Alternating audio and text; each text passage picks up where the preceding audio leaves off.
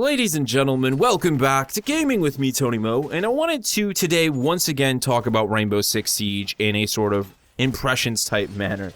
Really just like a refresher for everyone that watches the channel, anyone who might stumble across this video, that Rainbow Six Siege is still a freaking amazing game, and I'm still playing it on almost a daily basis, or at least whenever I can. I mean, Siege has turned into that game that when I don't have time to play it, when I'm so busy, which has pretty much been the last 2 weeks, when I can't get together with a group of dudes that are usually in my fire team, my squad, like I get depressed. I'm like sad. It reminds me of when I was a kid, we used to all get together and play Halo 1 and then subsequently Halo 2 System Link every single weekend. In fact, a lot of my friends left their Xboxes at my house in my basement. We had it all set up. Everybody would just show up, power everything on. We had like speakers wired all over the place because no one had headsets back then. You're all just hearing each other's game audio and no one seemed to care. And you just had fun. And like when there was a weekend where we couldn't get together, someone was busy, or there was just family things going on, we were all sad. It was like, man, you gotta wait another week. We just want to play Halo 2 together. And obviously, it was the fact that Halo was such an amazing multiplayer experience, you know, competitive-wise. But at the same point, it was a social interaction. Like, nothing beats a LAN. If I could still get a group of dudes together to LAN Rainbow Six Siege, I would. Number one, 0 connection issues, and there's nothing better than facing off against a group of your friends. That was always what made it such a great experience. But Siege definitely manages to capture that in a more modern sense. Obviously, landing is not something we really do that much anymore, especially when you have friends who live in the Great White North like I do. You know, it's convenient that we can hop on Xbox Live, we can play together against another group of friends who are hopefully, you know, in the same sort of situation. And you know, so Siege provides the same sort of experience, the same sort of nostalgia and enjoyment that I got from playing Halo back in the day. And you know, it does it not just, like I said, not just in the gameplay perspective, but also in the social aspect of things. And that has made it like an endlessly just addictive experience for me. I just want more of it. And, you know, for me, like, Siege was a game that when I played the beta, you know, I expected it to, like, do well. I was like, I really enjoy this. Like, this is a really satisfying experience. But I wasn't, like, 100% sure on how I felt about the actual multiplayer. Like, I was actually spending a lot of time playing Terrorist Hunt, and the multiplayer experiences that I had were kind of neither here nor there. A lot of that, though, definitely stemmed from player knowledge of the maps, player knowledge of the game itself. But now, you know, we're talking several months after launch, you know, pushing into a new year now.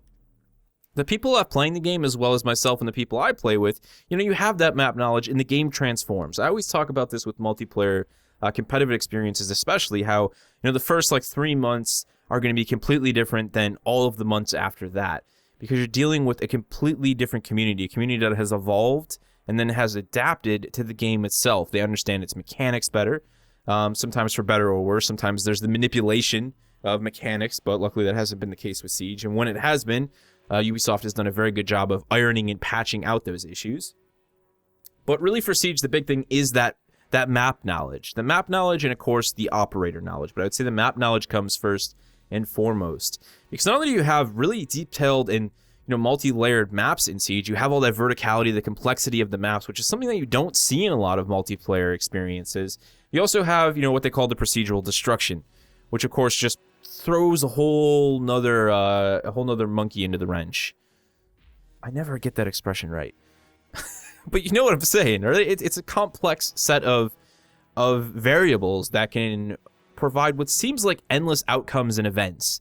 And that's what makes it such a replayable experience. You know, honestly, if there was only 3 maps in Siege, I know that would kind of be bad. I'm glad there isn't. But if there was, I'd probably still be playing it. Because like those 3 maps alone can provide so many different occurrences, so many different firefights, situations, and outcomes. And then you throw into the mix the operators and how they can influence the events. And then you throw into the mix the people you're playing with. And this is one of my favorite things about the group of dudes that I play Siege with. There's 3 of us who are pretty die-hard into the game. We know the maps really well, and we're just really efficient. You know, we've played the game a lot. There's 2 to 3 other people who swap in and out of the other 2 slots with us then, who don't play it nearly as much as the rest of us do, which means their map knowledge isn't as complete as ours, and they're a little less skilled overall in the performance of playing their operators. But they're still a hell of a lot of fun to play with. And it's that contrast, actually, that skill difference, that actually makes for ridiculously fun moments. Because there's just a lot of situations where you know, I may know what's going on, but say Lucky Hitman or something in this example doesn't realize, you know, a certain element of the room, doesn't realize where a wall can be breached, so on and so forth. And they can provide these, what are essentially unnecessary moments of chaos, because had he known about that, it wouldn't have happened. But that's part of the enjoyment, part of the fun, is when things go wrong. When the poop hits the fan and just sprays all over the damn room and out of the window, onto the cars in the street. Like, that's actually some of the best moments in Siege for me. And that's why playing with friends is, like, such an enjoyable experience in Rainbow Six. But one of the things that has kept me playing Siege is also the fact that I actually really enjoy playing it alone online. Something I never thought would become the case. You know, I've developed such a great sense of knowledge for the maps, except for Yacht, which still hasn't come up in rotation. More than once, I should say. That I can play alone, that I can adapt, I can work with randoms. And at this point, so far down the line after the game's launch, let me say most, because I know there are still actually a lot of new players in the game or people who just don't know what the hell they're doing, and that's okay. I'm more than happy to get on the mic and help them out. That's actually, I don't know, one of the enjoyable things, I guess, about the fact that so many people, even on the Xbox One, are actually in-game chat. Like, that's awesome. And as I was saying, a lot of the people who are playing, most of the people who are playing at this point, have a really good understanding of how the game functions and works. They know their operators, they know their map knowledge, and it makes playing with randoms, if you get in the right group, actually a lot of fun. I play solo just about every single Wednesday night when I stream the game, and we usually get some really good groups of people, and it just provides a whole nother layer of comedy, because there's so few experiences, multiplayer experiences, where people are actually talking and communicating. You don't really get to hear what the other guys in your team are saying and your squad are saying in a lot of games, either because they're in party chat with a group of people, or because the game doesn't provide, you know, a chat experience like that. For example, Battlefield, you know, the chat's really just limited to people in your squad, not to mention on the Xbox, just about every single person is in party chat or not on a mic whatsoever. And that definitely deteriorates from the experience. Siege, like, it's not as if it's ever forced that on the player. People just recognize that if they want to have a good time, it's necessary. So they turn their mics on, they jump out of party chat, and you get to develop these ridiculously short relationships and just meet some of the most hilarious characters and personalities on the internet. Most of them positive, some of them negative, obviously. But I think the best example was the other night with the stream. Just what I thought was a group of friends, right, that I was playing with. These two guys kept chatting back and forth. One was sort of the ultra stoner personality, but a really funny guy. And the other guy was sort of the pessimist, right? Just everything's gone to hell. Oh, you've got to be kidding me.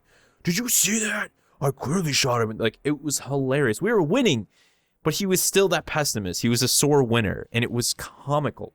So I thought they're friends. Turns out they're not. At one point, we're sitting in the lobby. The one guy turns to the other guy. I totally sent you a friend request, dude, man. Like, we're going to party up every time I see you online. This is going to be awesome. We killed it. And we did. We had, like, a really great comeback. We did really well.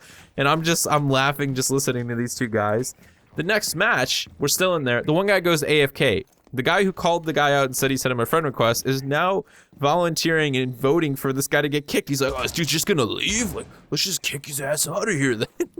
Like, I just haven't played a game in so long that has provided me that sort of experience, that sort of short-term connection and relationship with a group of random people on the internet. And it made me laugh so hard I almost cried. Like, I kid you not. And when I think about it, it brings a bit of joy to my heart. Like, it's just, it's fun, and that's what games should be about.